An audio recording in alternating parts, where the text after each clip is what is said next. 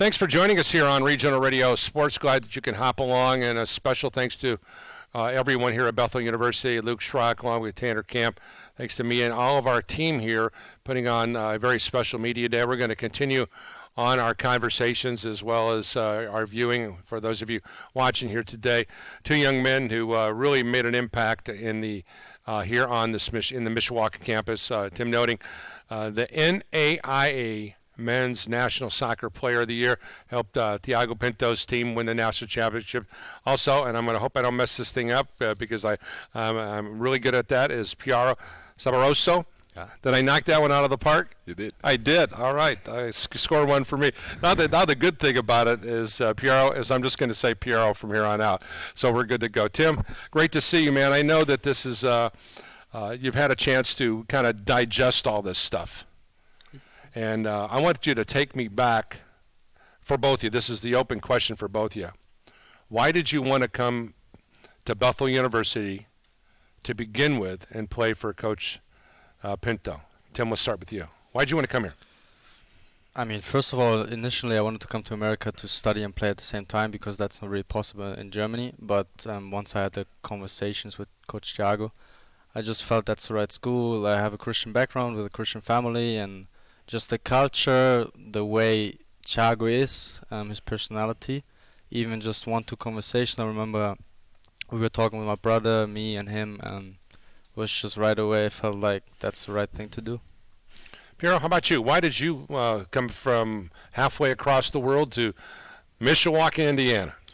Yeah, same as Tim, and there is no possibility to study and play competitive in my country.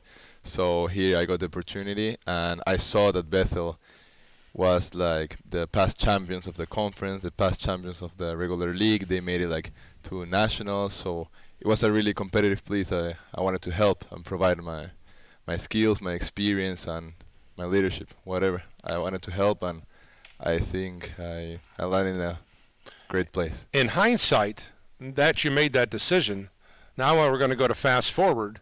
I want you to talk about walking off the pitch with that trophy that's over there on the wall and holding up the red banner. What was that? Was that a surreal, Piero, I'll start with you. Was that a surreal feeling that you were on the top of the mountain? Come on, man, that's got to be something special. It was for sure, because since January, we all were dreaming about it, and in December, we finally did it. It was amazing. Tim, how about you? I mean, I was always dreaming about it, but it was so far away. And once the final whistle blew, I think I couldn't grasp it, because like you play the final game, you know you're in the final, you know you just gotta win one more game. But the whole journey we had, the incredible winning streak we had, like you don't really understand what that actually meant, because nobody else did it this season. So it took me a while to really understand what it means to have that. To stay focused over an entire season, to be able to match everybody's best, and to be able to, at the end of the day, being standing on the mountaintop as the best team in the country. Tim, I know you have to be mentally, physically, you got to be good. You got to avoid injuries. You got to be able to be emotionally, spiritually. You've got to dig deep, because when you have success, Satan's coming after you. We all know that. I mean, that's a given. So let's talk about battling all those inner components all at the same time. Listen to TP over there, making sure that you guys are on task to play your very best every time out. What was that journey like? I mean, this past year, our coaching staff did also some changes. We added some very good guys. We always had a good coaching staff here, even the years before, but I felt like we really took care of details. We really had our routines. We tried to like create habits. Everybody bought in. Guys from the coaching staff did the job they were assigned to do. Guys tried to connect well. Like, I don't know, but I felt like everything was going our way. And yeah, just those routines. I've never played in a team that had so many routines, habits that just worked so well for everybody. Piero, what about you? When you look back on that journey and all those things going on at the same time, what did you glean from that? What did you learn from all that? Yeah, as Tim said, there was so many routines and habits that we started to do, but also from the coaching staff and players. We also had amazing tools from the outside. We have leadership talks outside with, like, for example, the mental edge, Coach Brian, some community services. So all of those activities outside the field help us build a great relationship with the team, with the coaching staff, and that's how our mentally we were stable, I think. Now, I mentioned this to Coach Pinto when we were talking earlier today, that 2023 is going to present some even greater challenges because you're going to get everybody's best. Everybody's going to come in gunning for you. And quite frankly, and you guys probably saw this sometimes last year, people are physically going to try to hurt you, and they're going to try to take you out. It's just the nature of athletics. Some people do it dirty. Some people try to do it clean. But you still have to be able to be aware of that. But you don't want to play scared. You don't want to have to go into that dynamic of, I just need to go out there and play my game. So talk about, Tim, how you're going to handle, because everybody's scouting report of every coach up on the wall, it's going to say Tim Noeding, NAIA National Player of the Year. And it starts with you. Not that the other guys on the team aren't any more or less, but it does start with you, right? I guess, but I think they should be scared of all 11 of us. There you go. I know I got that title, but I think even before I got that title, I was on some scouting reports already, and it's a good thing for me. It's just players want to go hard against you. Who doesn't like competition? I know that I can perform under competition even better. And if players go hard, if players try to hurt you, I think the easiest is, just smile and just beat them. Walk away like a fair winner, and that's all. Okay. Talk about what's like here at Bethel and the spiritual dynamic that Coach Thiago and the staff has done. They wanted to create a culture where you guys are going to be able to grow in your faith. So, Piero, let's talk about the spiritual dynamic of this team and the makeup of this team. Are you guys growing every day?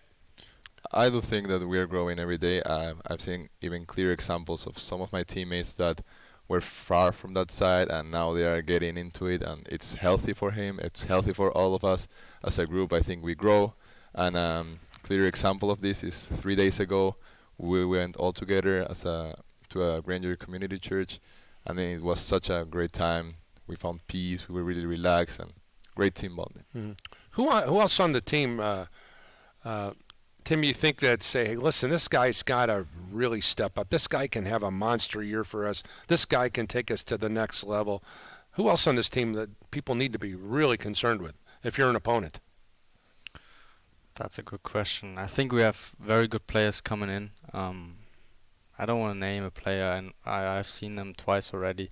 I think there's a lot of talent coming in, but there are guys like Thiago dos Santos, who was injured last year, who played a great summer. I played against him this summer, and I think I expect a lot from him, that he's going to have a great season. Andres Lukumi was a starter last year, unfortunately took himself out through red cards and just did everything he could do in the role he had, and he started a lot off the bench, but I think just a great personality, great leader, and I think guys like him and even probably other guys I didn't name can help a lot and add to the guys we have and played last season a lot. Piero, one of the things that Coach Pinto mentioned, that the volunteer assistant coaches and all the coaches, guys coming back to the program and being engaged, whether it be coaching, financial help, or whatever. Can you speak to how important it is to have so many different voices with such great experience? And you mentioned Jason over at the Mental Edge. So many people in your head be able to help coach you. What a great blessing that's got to be. Totally. As I mentioned, the Mental Edge, Coach Brian outside the field, but there's also comes people from the outside into the field. For example, Romulo Nobrega, he comes along and he helps us in the finishing. He helps the defenders. He helps me with detail, with some of that stuff. And at the end of the day, that's the difference in a goal. That's the difference in a 90-minute winner. Those details are the one who matters at the end. Okay, I want to talk about some specifics. Piero, Masters in Organizational Leadership. That's what you're studying. Give us an idea on what all that is going to entail. You say you want to get involved in sports industry, maybe marketing and soccer. So talk about post Bethel goals for you. What kind of goals do you have for yourself?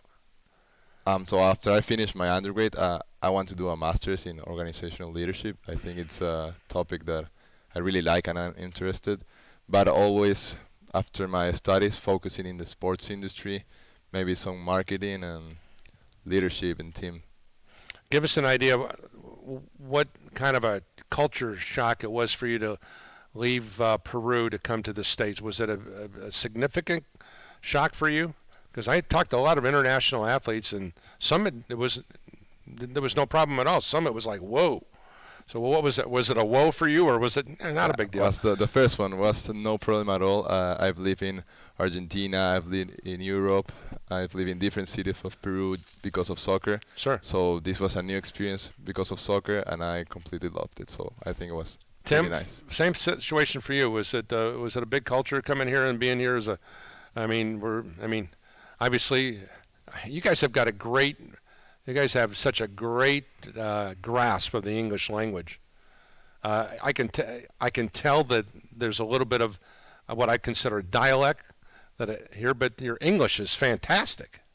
Was there a big change for you getting used to playing in the States and being in the States? For sure. I've been away from home, but this is something else. Being 4,000 miles away from home, there were some challenges for me, but a lot of like head coach and other people helped me a lot to stay focused, to believe that God has a plan for me and everything, even challenges. And yeah, definitely the language is a problem in the beginning, even though I could speak already. But once you buy into everything and you have great support, all is possible. Can you tell me about the Crossroads League and some of the tough teams that you're going to be matched up against? And as you look at the landscape of the league, very, very competitive. Some teams are going to be, you may have even circled a couple teams on that schedule in your own mind's eye. Give us an idea, Tim, on as you look at the landscape of the Crossroads League, and who are some teams that you're expecting a great fight from? The first team is always Grace. Grace College is one of the games I look forward to. Is always a fight. We want to beat them again, but they have a great group. Spring Arbor as well. Last season had a lot of talented guys. I think most of them are returning. But there are other schools like IWU and Huntington. They're always on the map too. So I think there are 4 or 5 very good teams, and you never know. Every year is different. Every recruiting class is different, so you never know. Even the teams that were on the bottom, Coach Mamba is now at St. Francis, so hopefully he's going to turn that program around too, and going to be all games going to be competitive. One of the things that head coaches and assistant coaches rely on is the current group of athletes that they have at their school to be great ambassadors when the coach brings a recruit in. And obviously it's really neat when you can look at the national championship trophy. That's always a good thing. But they those recruits want to know, what's the inner workings of this team? Do the guys get along? Do they hate each other? Do they love each other? Are they spiritually strong? Are they not strong?